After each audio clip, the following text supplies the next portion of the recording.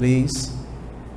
Peço que os irmãos acompanhem atentamente a leitura da palavra do Senhor que nós faremos agora.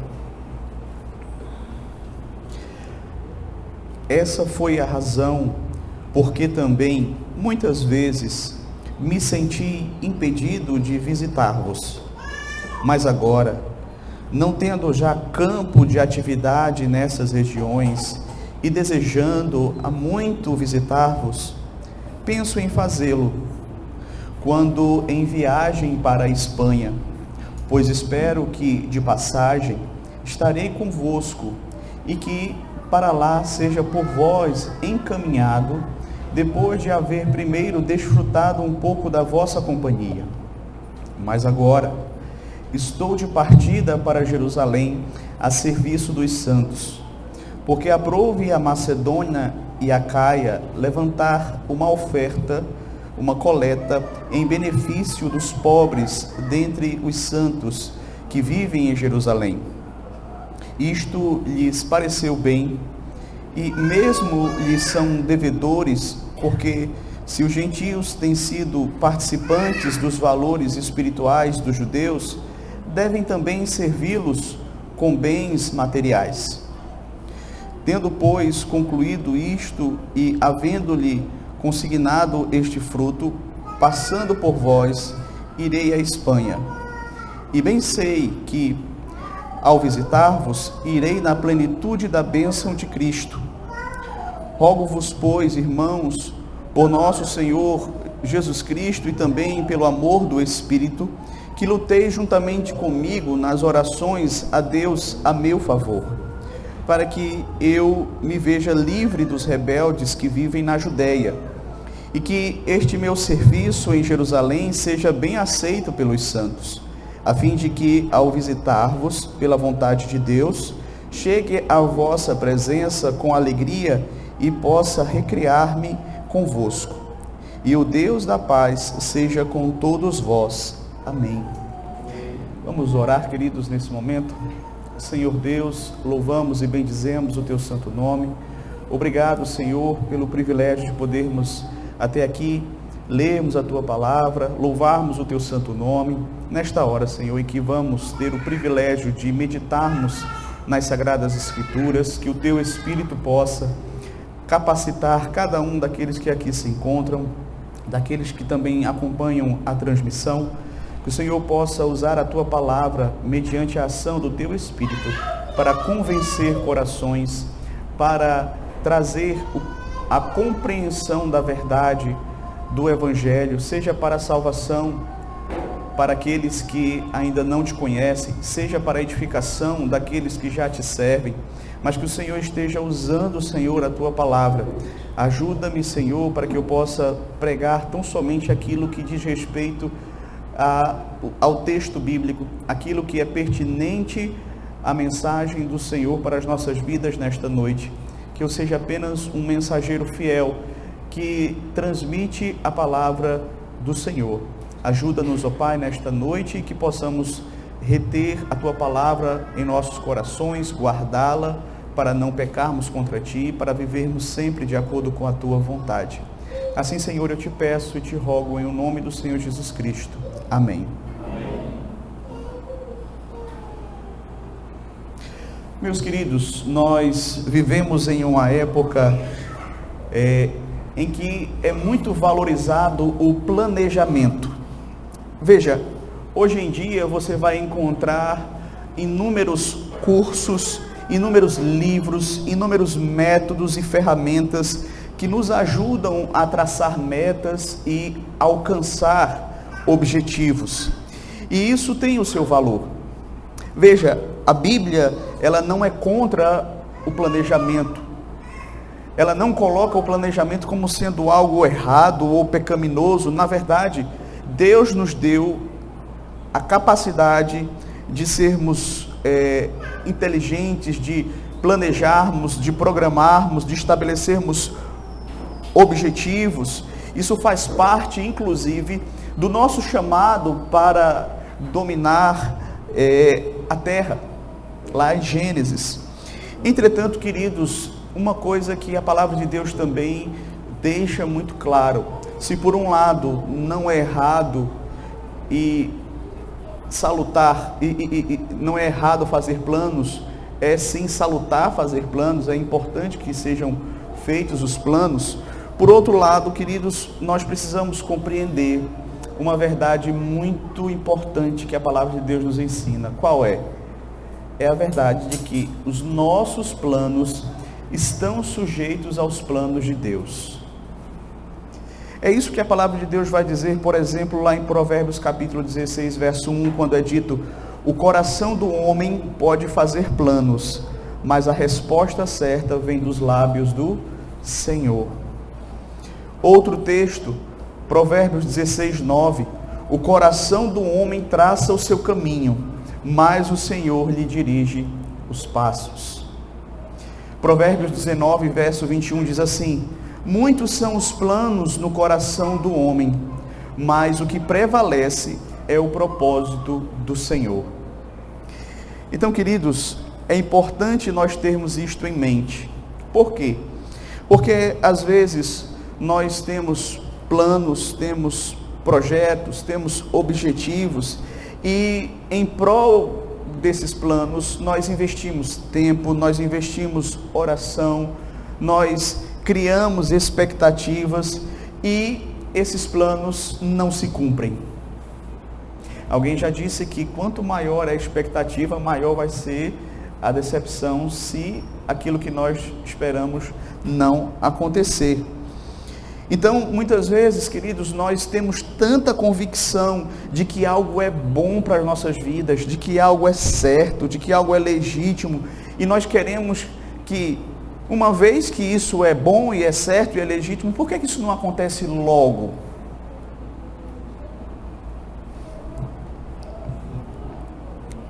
Mas eu pergunto a você, e quando Deus diz assim, não, ou ainda não? Esses momentos, queridos, em que nós nos deparamos com o silêncio de Deus ou com uma resposta negativa da parte do Senhor, nos lembra, queridos, que os planos de Deus, eles nem sempre são os nossos, mas os planos de Deus, eles sempre são melhores do que os nossos. Nem sempre são os nossos, mas eles sempre são melhores do que os nossos, os planos de Deus. Então, eu gostaria de observar essa verdade com base no texto que nós lemos. Nós estamos estudando aqui, aos domingos, a carta do apóstolo Paulo aos Romanos, e nós iniciamos na semana passada a última parte aqui da carta de Paulo aos Romanos. Nós vimos que, costumeiramente, os comentaristas dividem essa carta em 3 partes. A primeira parte é a parte com a ênfase mais doutrinária, que vai do capítulo 1 ao 11. A segunda parte é a parte com a ênfase mais na vida prática da igreja, que vai do capítulo 12 até o capítulo 15, verso 13. E a terceira e última parte é uma sessão de natureza mais pessoal, que começa aqui do capítulo 15, verso 14, e vai até o final da carta. Então, como nós vimos na semana passada, queridos, nessa parte mais pessoal da carta do apóstolo Paulo aos Romanos, nós percebemos que Paulo ele começa a tratar de assuntos particulares. Ele começa a falar a respeito da sua motivação ao escrever a carta aos Romanos, por que ele escreveu essa carta. Em seguida, ele fala a respeito do seu próprio ministério, ele faz uma descrição do que é o ministério que ele exercia de apóstolo entre os gentios.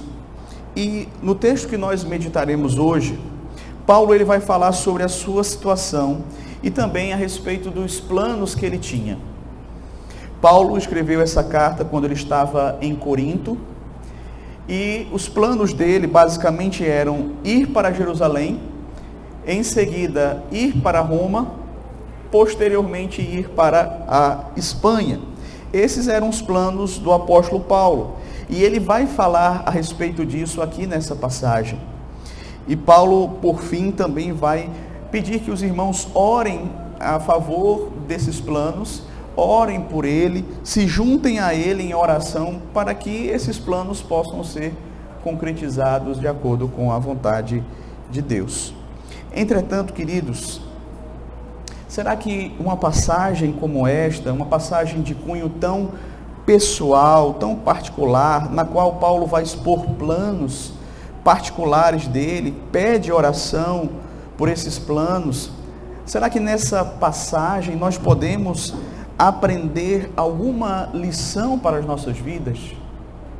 Como eu disse na semana passada, muitas vezes quando nós chegamos nesses finais de carta, a gente passa tão rápido, né, como se não houvesse revelação de Deus para nós nessas sessões, nessas saudações, nesses finais das cartas.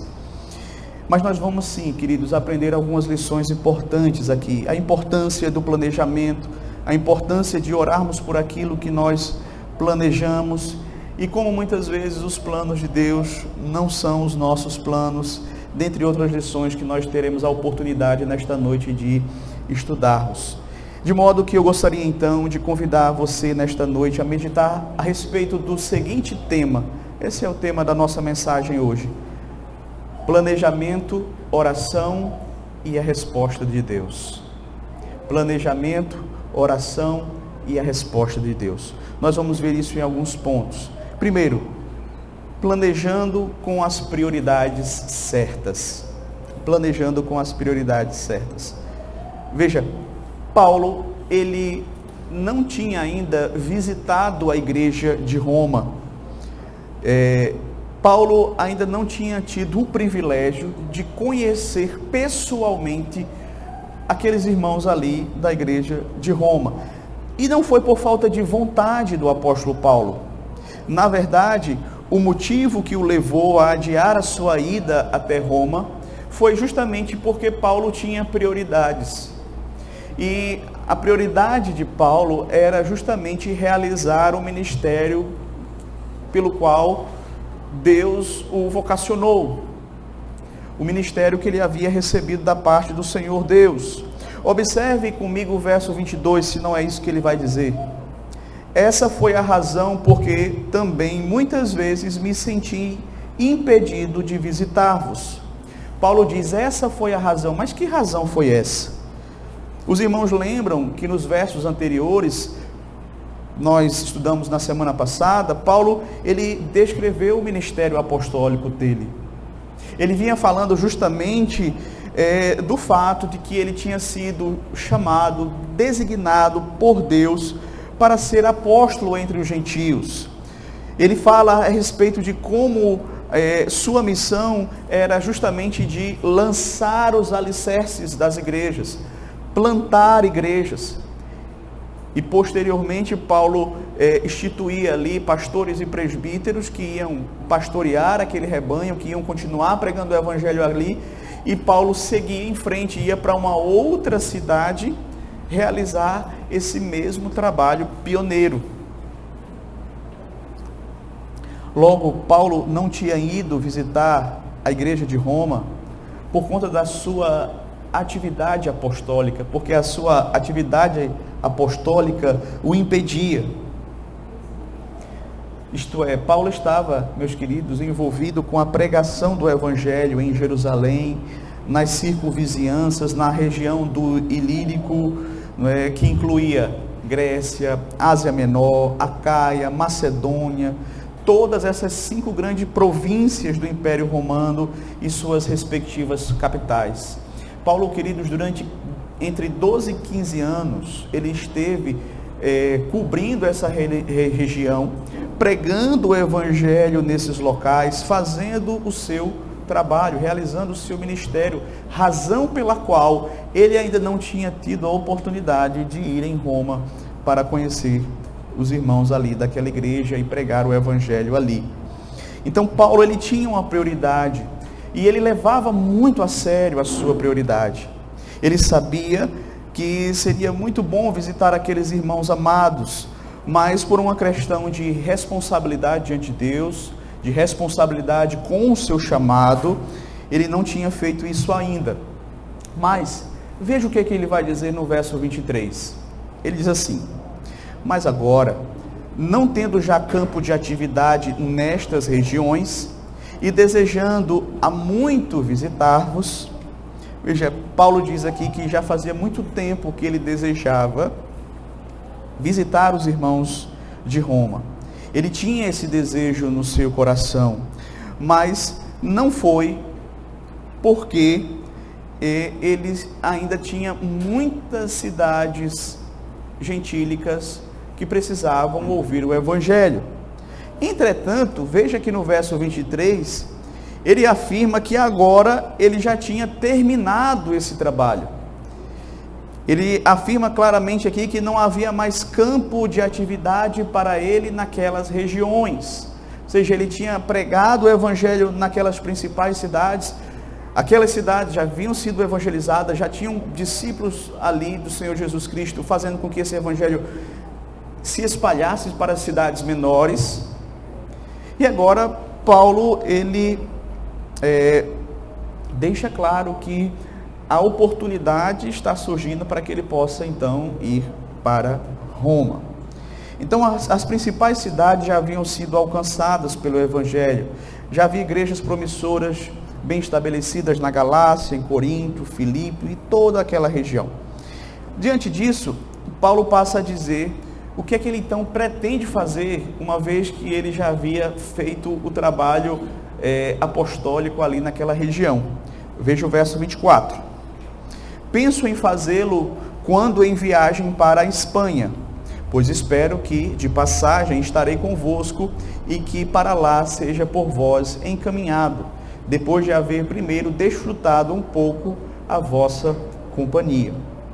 Veja, o plano de Paulo era passar em Roma, descansar um pouco ali da viagem, estar com os irmãos, desfrutar da companhia daqueles irmãos ali de Roma, e que aquela igreja então encaminhasse Paulo para a Espanha. E o que é que Paulo queria fazer na Espanha? Ele queria fazer aquilo que Deus o chamou para fazer. Ele queria abrir uma nova igreja ali na Espanha. E é impressionante o apóstolo Paulo, o seu vigor, a sua disposição, o seu ardor. Ele não encontra terras longínquas demais pelas quais ele não se apaixone e queira ir pregar o Evangelho naquela cidade. Paulo, ele tinha esse desejo. Enquanto Deus lhe concedesse vida, ele estaria firme e forte, ativo, operante no ministério, pregando o Evangelho, fazendo com que o Evangelho de Cristo se torne conhecido e pessoas sejam salvas e o reino de Deus avançasse. Em seguida, queridos, Paulo explica por que ele não podia ir exatamente naquele momento, por que ele não podia ir imediatamente para Roma, porque ele tinha uma tarefa ainda a fazer, que ele vai explicar aqui a partir do verso 25. Mas agora estou de partida para Jerusalém, a serviço dos santos, porque aprouve a Macedônia e a Acaia levantaram uma coleta em benefício dos pobres, dentre os santos que vivem em Jerusalém. Isto lhes pareceu bem, e mesmo lhes são devedores, porque se os gentios têm sido participantes dos valores espirituais dos judeus, devem também servi-los com bens materiais. Tendo, pois, concluído isto e havendo-lhes consignado esse fruto, passando por vós, irei à Espanha. E bem sei que, ao visitar-vos, irei na plenitude da bênção de Cristo. Então veja, Paulo diz que não poderia ir de imediato para Roma, porque ele precisava ir a Jerusalém, levar uma oferta que havia sido dada por igrejas gentílicas da Macedônia e também da Acaia. Essa oferta tinha sido levantada por essas igrejas para suprir as necessidades dos crentes judeus, dos crentes da Judéia, dos crentes de Jerusalém que estavam passando por necessidades. Então, durante essa época, nós sabemos, é relatado, houve uma grande fome em vários locais do Império Romano. A fome que foi profetizada por Ágapo, um profeta ali em Atos, como nós podemos ver no capítulo 11, do verso 38, essa fome foi profetizada. Aliás, essa fome ocorreu durante o tempo do imperador Cláudio, que expulsou muitos judeus de Roma, e com esses judeus também tinham judeus cristãos, certo? Interessante, queridos, que a iniciativa de mandar a oferta para ajudar os crentes pobres ali da Judéia, que estavam passando por lutas e dificuldades, não foi de Paulo, mas foi dessas igrejas, na igreja da Macedônia e da igreja da Acaia, dentre as quais as mais conhecidas são a igreja de Tessalônica e a igreja de Filipos, certo? Então, esses irmãos tomaram a iniciativa, ao saber que os seus irmãos em Cristo, lá da Judéia, estavam passando por necessidades, eles tomaram essa iniciativa de mandar, através do apóstolo Paulo, uma oferta para suprir ali, de alguma forma, a necessidade daqueles irmãos. Então, é interessante nós entendermos também que, quando nós ouvimos essa informação, nós pensamos que eram igrejas ricas, mas historicamente não eram.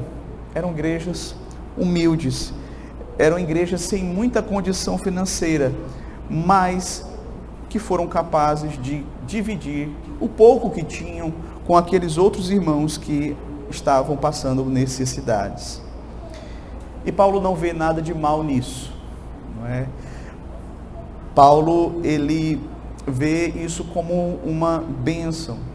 Ele vai dizer aqui, ora, é justo que seja assim, porque os gentios, eles foram abençoados com os dons espirituais dos judeus. Isto é, dos judeus descende o Cristo, dos judeus que nós recebemos os oráculos de Deus, dos judeus veio o evangelho que foi transmitido aos gentios. Então, os gentios agora, eles de algum modo estavam desfrutando dos bens espirituais que decorriam dos judeus, porque a salvação vem dos judeus. Ora, Paulo vai dizer, nada mais justo que eles que são abençoados com essas bênçãos espirituais possam também ajudar aqueles irmãos que foram instrumentos de Deus para abençoar a vida deles com bênçãos materiais, por que não? Então aqui nós vamos ver o apóstolo Paulo dizendo que isso era algo correto, justo, era uma atitude louvável, aquela atitude daqueles irmãos gentios para com os irmãos em Cristo judeus. Então, fechando aqui esse primeiro ponto, Paulo ele vai explicar que o motivo pelo qual ele ainda não havia visitado a igreja de Roma não foi por falta de vontade, mas porque ele tinha uma prioridade. A sua prioridade era o seu ministério apostólico, era pregar o evangelho, era plantar igrejas ali naquelas regiões entre os gentios.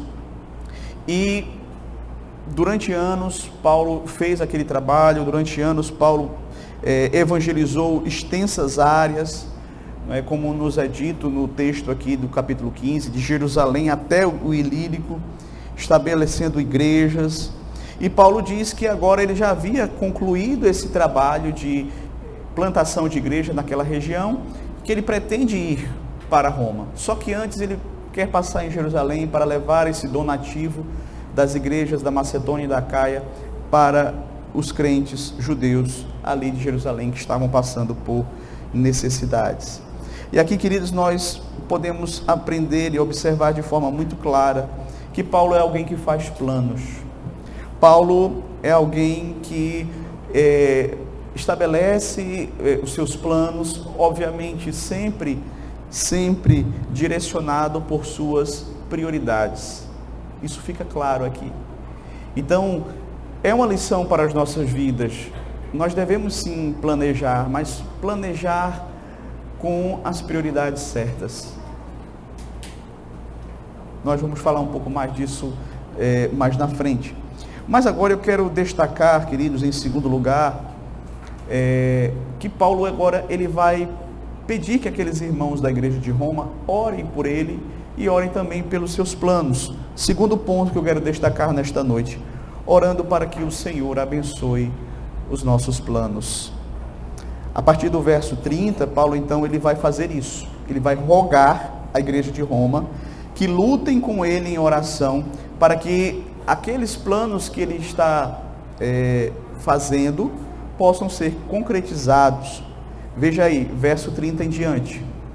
Rogo-vos, pois, irmãos, por nosso Senhor Jesus Cristo e também pelo amor do Espírito, que luteis juntamente comigo nas orações a Deus a meu favor, para que eu me veja livre dos rebeldes que vivem na Judéia, e que este meu serviço em Jerusalém seja bem aceito pelos santos, a fim de que, ao visitar-vos pela vontade de Deus, chegue à vossa presença com alegria e possa recrear-me convosco.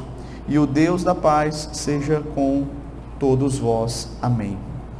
Então, Paulo ele está aqui confiante de que as coisas aconteceriam de acordo com os seus planos. Paulo tem essa confiança de que vai acontecer de acordo com aquilo que ele havia planejado. Apesar dessa confiança, ele sabe que nós não apenas devemos planejar, nós também precisamos orar. Não adianta nada você fazer os seus planos, mas não colocar esses planos diante de Deus. Paulo aqui, ele nos traz essa lição. Não é errado, como eu disse, fazermos planos, mas nós precisamos lembrar que planejamento deve ser acompanhado de oração. Precisamos pedir a Deus o direcionamento, precisamos pedir a Deus a sua graça, a sua misericórdia sobre nós, precisamos pedir a Deus que abençoe os planos, aqueles que estiverem de acordo com a vontade dele. Observe que Paulo, ele não só pede, ele roga. Ou seja, Paulo, ele está aqui fazendo um apelo profundo àqueles irmãos da igreja de Roma. E ele diz assim: lutem comigo em oração. E ele ainda acrescenta: pelo Senhor Jesus e pelo amor do Espírito Santo, estejam juntos comigo, lutem comigo por esta causa em oração diante de Deus. É muito interessante observar, queridos, como o apóstolo Paulo, ele via a oração como uma luta, como uma verdadeira batalha. E de fato, orar é uma luta. Orar envolve disciplina, perseverança, paciência. Orar, meus queridos, não é uma coisa fácil, não é uma coisa natural para nós pecadores. Nós temos dificuldade de orar. Certamente, se fosse algo simples, o Senhor Jesus não tinha gastado tanto tempo ensinando seus discípulos sobre a necessidade, a importância de orarmos, de perseverarmos nas nossas orações.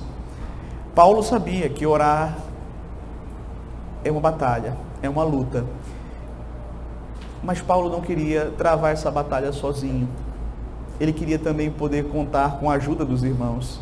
Por isso que ele aqui faz essa súplica a eles: orem juntamente comigo, lutem comigo em oração diante de Deus por esta causa. E aí então nós vamos ver que ele vai mencionar quais são os motivos pelos quais ele está pedindo a oração dos irmãos. Primeiro, ele pede para que ele seja livre dos rebeldes da Judéia, conforme o verso 31. Para que eu me veja livre dos rebeldes que vivem na Judéia. Ou seja, Paulo está indo para Jerusalém. Ele sabe que ele vai encontrar ali um ambiente hostil a ele. E mesmo aqui levando esta oferta, né, ele está levando a oferta para os judeus que eram crentes, mas a maioria dos judeus que não conheciam e que não aceitavam o Senhor Jesus Cristo como Messias, eles odiavam o apóstolo Paulo. Jerusalém era uma cidade extremamente resistente ao Evangelho. Foi lá que o Senhor Jesus Cristo foi rejeitado, morto. Então Paulo, meus queridos, ele está indo para uma cidade onde ele sabe que ele não seria bem recebido, e que havia muita gente ali que odiava ele, que só queriam uma ocasião para poder encontrar com ele, prendê-lo e até matá-lo. Quando ele se refere aqui aos rebeldes que vivem na Judéia, ele está falando dos judeus incrédulos, daqueles que perseguiam o apóstolo Paulo, daqueles que, para onde Paulo ia, eles iam atrás, querendo de algum modo desqualificar o apóstolo Paulo, criar confusão com o apóstolo Paulo, ter motivos para acusá-lo diante das autoridades romanas. Então, aonde Paulo ia pregando o evangelho, esses judeus rebeldes, eles iam atrás, querendo de algum modo desfazer o trabalho que Paulo estava realizando. Então, eles perseguiam, eles caluniavam, eles acusavam, eles o apedrejaram, o expulsaram, muitas vezes das cidades. Então Paulo sabe que vai encontrar com essa turma, e que não é uma turma fácil. Por isso que ele pede aqui: irmãos, orem por mim nesse sentido. Orem para que eu fique livre dos rebeldes da Judéia. Então veja, queridos, não é errado nós orarmos e pedirmos a Deus que nos livre dos nossos inimigos, como nós podemos aprender aqui com o apóstolo Paulo. Paulo pediu, Paulo orou: Senhor, que o Senhor possa me livrar destes rebeldes. Então esse é o primeiro pedido do apóstolo Paulo. O segundo pedido de oração que Paulo faz aqui é que este serviço que ele vai realizar de levar as ofertas para os crentes da Judéia seja bem aceito lá, seja bem aceito pelos crentes da Judéia. Como nós temos visto aqui, essa relação entre os crentes judeus e os crentes gentios, ela no início ali da igreja foi muito difícil. Paulo gastou aqui uma grande parte aqui dessa parte prática da carta, justamente instruindo os irmãos judeus, os irmãos gentios, para que eles pudessem ter comunhão uns com os outros, para que eles pudessem vencer as diferenças, para que eles pudessem estarem unidos, caminhando juntos na causa de Cristo. E Paulo sabe que justamente por haver essas diferenças entre judeus e gentios, poderia ser que aqueles irmãos da igreja de Jerusalém, judeus, não aceitassem ou não vissem com bons olhos o receber aquelas ofertas que vinham daqueles crentes gentios. Então, Paulo faz questão aqui de orar, pedir que os irmãos orem por isso também, que Deus abençoe, que aquela atitude, aquela oferta, aquela demonstração de amor das igrejas gentílicas seja bem aceita pelos cristãos ali de Jerusalém. Por isso, queridos, Paulo faz esse pedido, ele faz essa súplica diante dos irmãos. Veja, o terceiro pedido é para que, ao terminar essa tarefa lá na Judéia, ele possa então seguir viagem e seguir até Roma, chegar a Roma. Esse é o terceiro pedido que Paulo faz aqui. Ele pede que os romanos orem juntamente com ele, para que ele possa, terminada a sua tarefa em Jerusalém, ele pudesse viajar para Roma, ele pudesse estar com aqueles irmãos, pudessem passar um tempo ali, compartilhar algum dom espiritual, como ele vai dizer lá na parte introdutória da carta. E ele vai dizer aqui no verso 32, a fim de que, ao visitar-vos pela vontade de Deus, chegue à vossa presença com alegria e possa recrear-me convosco. É como se Paulo estivesse dizendo: meus irmãos, peçam a Deus que me conceda uma boa viagem, que eu possa chegar até vós, para que juntos possamos nos alegrar, possamos desfrutar da companhia uns dos outros. Orem por isso.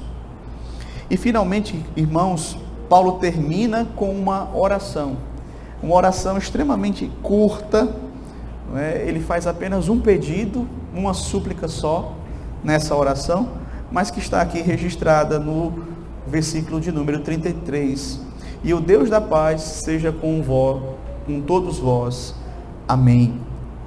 Eu não sei se os irmãos perceberam, Nas orações do apóstolo Paulo, aqui nesses últimos capítulos, ele sempre coloca qualificativos para Deus. Então, ele falou do Deus da consolação, o Deus da esperança, o Deus da paciência, e agora ele menciona o Deus da paz. Esteja com todos vós, tanto os irmãos fracos como os irmãos fortes ali da igreja de Roma, tanto aqueles que julgavam os outros como aqueles que desprezavam os outros, não importa, que o Deus da paz esteja com todos vós, é o que diz o apóstolo Paulo. É interessante isso.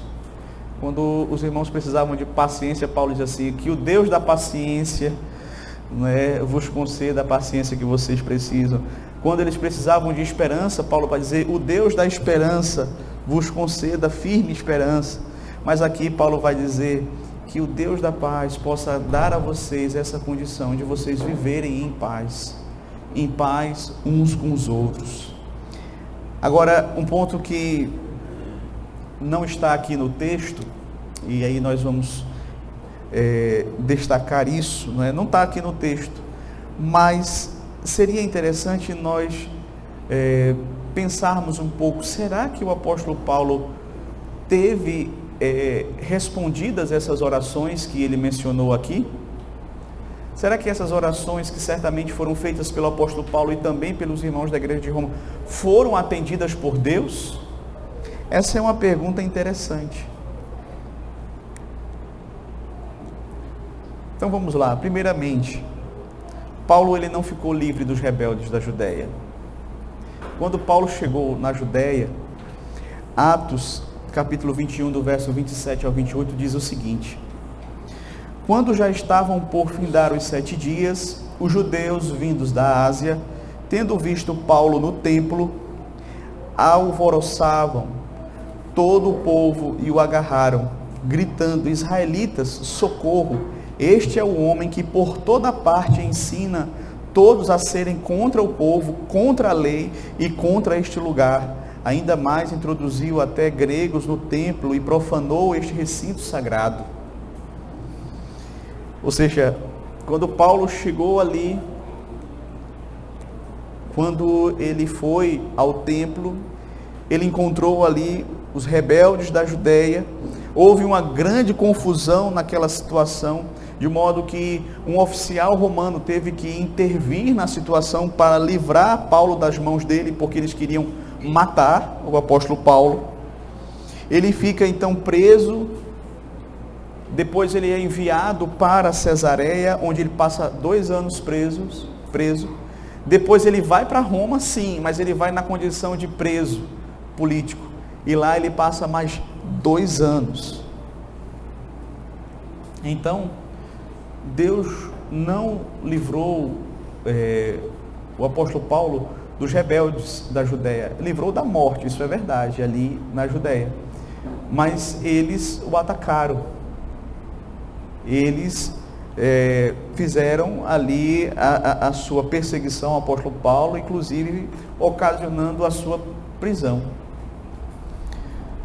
Quanto ao pedido para que ele pudesse ir para Roma, se alegrar com os irmãos, não foi exatamente da maneira como Paulo imaginava que seria. Pois Paulo chegou em Roma 4 anos depois, como prisioneiro. Então Paulo pensava que ele ia chegar lá em Jerusalém, ele ia entregar a oferta e pegar o primeiro navio rumo a Roma. Mas não foi bem assim. Não foram esses os planos de Deus para Paulo. Na verdade, como eu disse, ele foi depois de 4 anos. E Paulo chega em Roma, mas ele chega ali preso. Por fim, queridos, não há nenhum registro que indique que Paulo tenha ido à Espanha. Veja que Paulo aqui estava muito desejoso de ir até aquele país para pregar o evangelho ali, mas não há nenhuma informação de que Paulo tenha conseguido chegar à Espanha. Entretanto, queridos, por mais que os planos do apóstolo Paulo não tenham dado certo, como ele imaginava, como ele desejava, os planos de Deus aconteceram exatamente como Deus tinha planejado, exatamente como Deus queria que acontecesse. E Paulo, então, ele ficou preso, sim. E aí você pergunta, mas como, né, que Deus faz isso? Eu pergunto para você, você pegaria o seu melhor apóstolo e colocaria ele 4 anos preso? Ele que estava trabalhando, evangelizando, pessoas se convertendo, aí você pega esse homem e coloca ele 4 anos na cadeia. Você faria isso? Eu não faria isso, você não faria isso, mas Deus faria. Deus fez isso. Por quê? Porque Deus é sábio, porque os caminhos do Senhor não são os nossos caminhos. Basta dizer que durante esses 4 anos, Paulo escreveu as chamadas cartas da prisão. 4 cartas que Deus usou o apóstolo Paulo para escrever: carta aos Efésios, Filipenses, Colossenses e Filemon.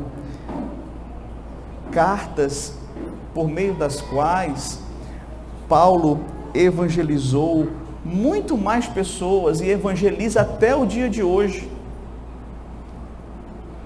Ele escreveu 4 cartas, queridos, que estão abençoando milhões de pessoas ao longo desses 2000 anos que se passaram.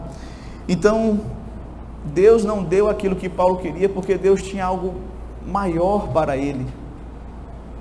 Deus queria usá-lo de uma forma ainda mais abrangente, para que o evangelho, por meio do apóstolo Paulo, chegasse ainda a mais pessoas. Isso sem falar no fato de que Paulo, ele estava preso, e do lado do apóstolo Paulo sempre tinha um soldado, e por meio do apóstolo Paulo, toda a guarda pretoriana ouviu o evangelho.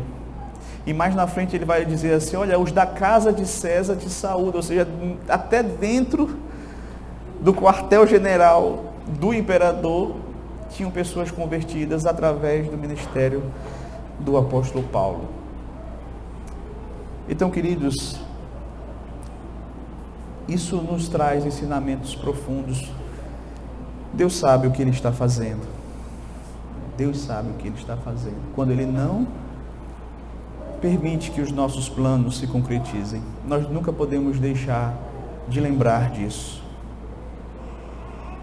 E os planos dele sempre são o melhor para as nossas vidas.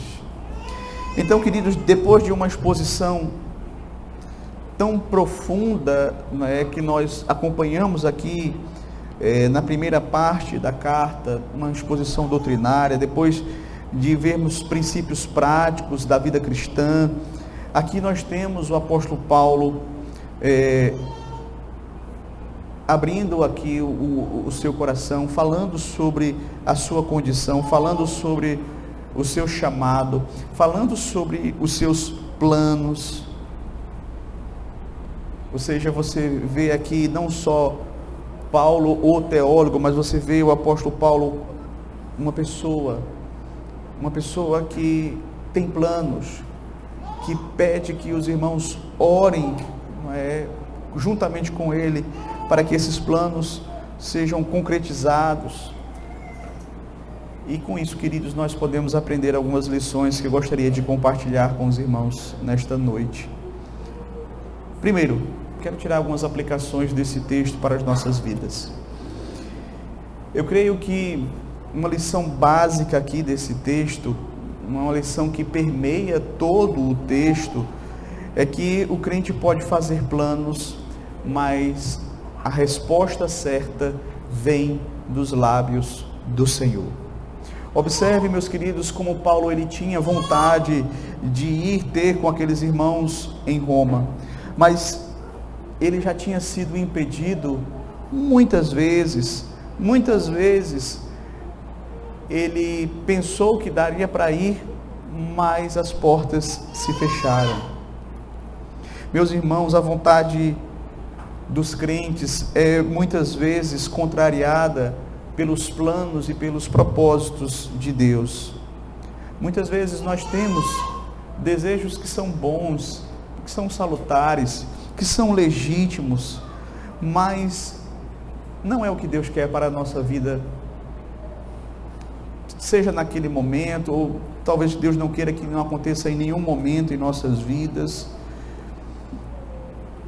E muitas vezes isso acontece, queridos, porque Deus vai conduzir a nossa vida de acordo com os seus planos e não de acordo com os nossos. Pode ser que em algum momento os nossos estejam de acordo com os dele e aí vai se cumprir.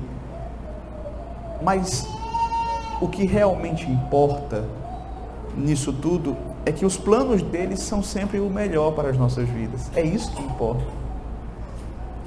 Porque ele vai justamente agir assim. A Bíblia diz: todas as coisas cooperam para o bem daqueles que amam a Deus. Então, se são todas as coisas, são as coisas todas, ou seja, é tudo. Seja aquilo de bom que acontece, seja aquilo de ruim que acontece, todas as coisas cooperam para o bem daqueles que amam a Deus. Portanto, meu irmão, minha irmã, aprenda isso. Nós podemos fazer planos legítimos diante de Deus e podemos orar por eles, podemos pedir que outras pessoas também orem juntamente conosco por esses planos, mas Deus é quem conhece todas as coisas. Deus é quem sabe o que é melhor para as nossas vidas. Nós temos que sempre colocar diante de Deus os nossos planos, mas submeter esses planos à vontade do Senhor. Estarmos preparados para o fato de que Deus pode mudar os planos. E certamente o que Ele faz é muito melhor do que nós faríamos, porque Ele conhece todas as coisas. Seu plano pode ser legítimo, pode ser saudável, mas a vontade dele é que vai prevalecer. Com isso, volto a dizer, não significa que nós não devemos fazer planos. Devemos sempre fazer planos e submetê-los aos critérios da palavra de Deus,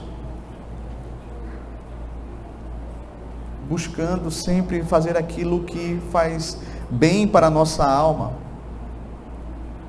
Por isso eu digo a você nesta noite: faça os seus planos, ore, mas esteja sempre ciente de que Deus pode mudar esses planos, pode fazer uma coisa completamente diferente daquilo que você havia planejado, e glória a Deus por isso. Glória a Deus por isso. Segundo, o texto também nos ensina uma outra lição. Uma oferta levantada aos irmãos pobres da igreja ali de Jerusalém nos mostra que havia homens e mulheres piedosos, crentes em Cristo Jesus, mas que estavam passando por necessidades materiais. E veja, queridos, isso é algo importante ser dito.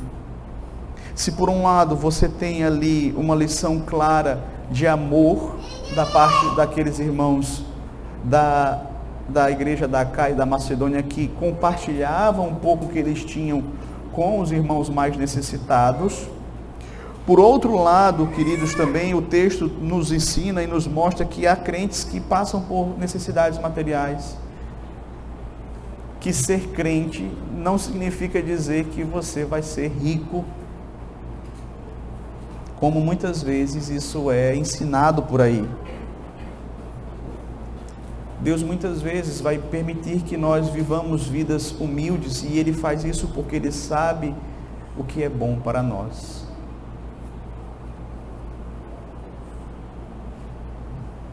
Pode ser que não seja bom, pode ser que não seja salutar para a nossa alma que nós tenhamos muitos recursos.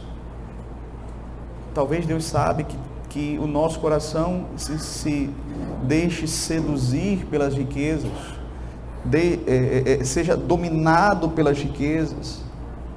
E eu creio que esse texto ele também serve de conforto para nós, especialmente nos nossos dias, em que nós vimos até pessoas dizendo que a pobreza ela é resultado sempre do pecado, que na medida em que você toma uma decisão por Cristo, você vai mudar a sua vida, que você vai se tornar próspero, que você vai se tornar cabeça e não cauda, que você vai sair de uma condição humilde para se tornar um empresário. Veja, isso não é uma regra.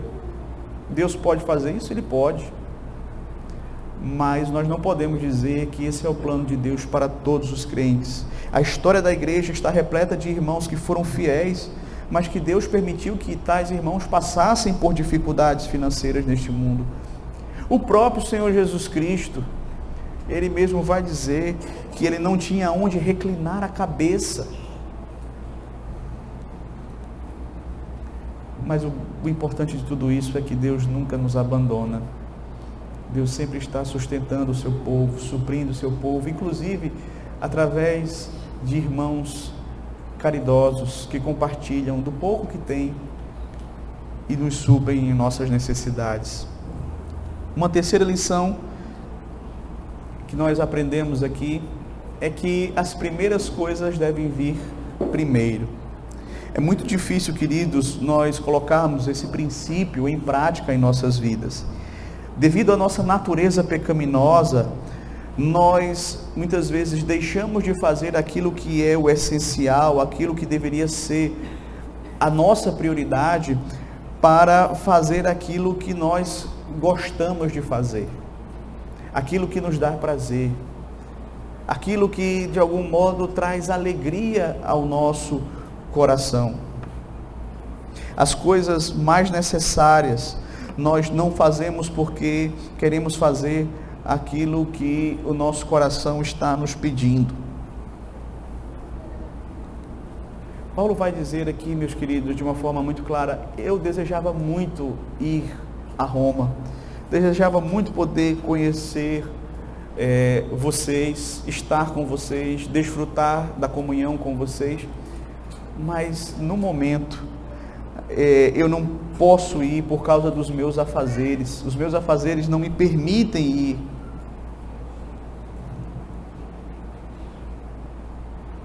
As minhas prioridades não permitem que eu faça essa viagem. E assim foi Paulo durante muitos anos, desejando, como ele mesmo diz, há muito eu desejo ir ter convosco, mas devido ao meu trabalho, devido à minha prioridade, devido àquilo que vem primeiro, esse desejo eu deixei de lado. Devemos priorizar aquilo que de fato é prioridade. E nós sabemos qual é a ordem de Deus geral para as nossas vidas. Primeiro vem o reino de Deus. Buscar em primeiro lugar o reino de Deus e a sua justiça, e as demais coisas vos serão acrescentadas. Então qual é a prioridade para mim e para você? Buscar o reino de Deus e a sua justiça. As demais coisas Deus há de abençoar. Segundo vem a família. A família vem em segundo lugar. Depois vem o trabalho. Então, queridos, nós precisamos ter uma ordem de prioridades. Se você inverte essas prioridades, se você coloca o trabalho na frente, não, o meu plano agora vai ser uma carreira de sucesso, e você deixa Deus de lado, e você deixa a família de lado, isso é uma receita, não para o sucesso, mas para o fracasso. Você vai chegar lá na frente, você pode até ter adquirido bens, uma posição, um cargo, mas quando você olhar para trás, você vai perceber que não valeu nada a pena ter escolhido assim. Então nós temos que ter essa sabedoria, meus queridos. Tenhamos a mesma atitude do apóstolo Paulo. Olha, eu gostaria muito de ter ido antes, mas fui impedido porque eu tinha prioridades. Uma quarta lição que nós aprendemos também com Paulo, queridos, é a importância de nós orarmos e suplicarmos a oração dos irmãos. Veja, acabamos de ver aqui o grande apóstolo Paulo pedindo oração por ele, apresentando os seus motivos de oração à igreja de Roma, dizendo: irmãos, eu peço que vocês lutem comigo em oração para que eu seja livre dos rebeldes, para que eu possa ser bem-sucedido na minha missão lá em Jerusalém, para que eu possa fazer a minha viagem para Roma, em seguida ir para a Espanha. Então, queridos, aqui nós aprendemos o quanto é importante nós orarmos, colocarmos diante de Deus aquilo que nós desejamos, aquilo que nós planejamos. nós vamos receber pelo menos há 3 possibilidades de resposta. Pode ser que Deus diga sim, pode ser que Deus diga não, pode ser que Deus diga espere, ainda não é o momento. Mas a nossa função como servos de Cristo é orarmos. Precisamos submeter os nossos planos aos planos de Deus. E veja, a Bíblia diz que nós não sabemos orar como convém. Então é muito importante que a gente coloque os nossos planos e diga assim: Senhor, está aqui os meus planos, mas eu posso estar errado. Que os teus planos prevaleçam sobre a minha vida, porque eu sei que eles é que vão ser o melhor para mim e o melhor para a glória do teu santo nome. Então precisamos lutar uns pelos outros também em oração diante de Deus, apresentando a vida, apresentando os planos, os projetos dos nossos irmãos diante de Deus. É bíblico, conforme nós podemos aprender hoje à noite. E por último, queridos, possamos aprender que os planos de Deus são sempre melhores do que os nossos. Pense no apóstolo Paulo, os planos que ele fez. Ele acabou chegando a Roma, mas não do jeito como ele gostaria de chegar. Além disso, ele também não teve concretizado o plano de chegar à Espanha. Entretanto, queridos, Deus tinha algo muito maior e muito melhor para o apóstolo Paulo. Por isso que quando Deus não responder às suas orações do jeito que você acha que deveria ser,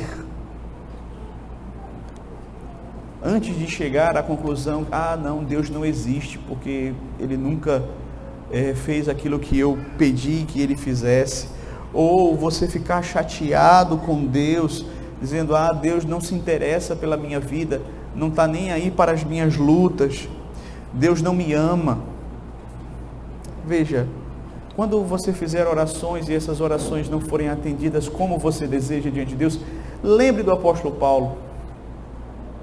Lembre dessa história aqui, como Deus não fez aquilo que Paulo desejava, mas fez aquilo que ele queria, e foi melhor,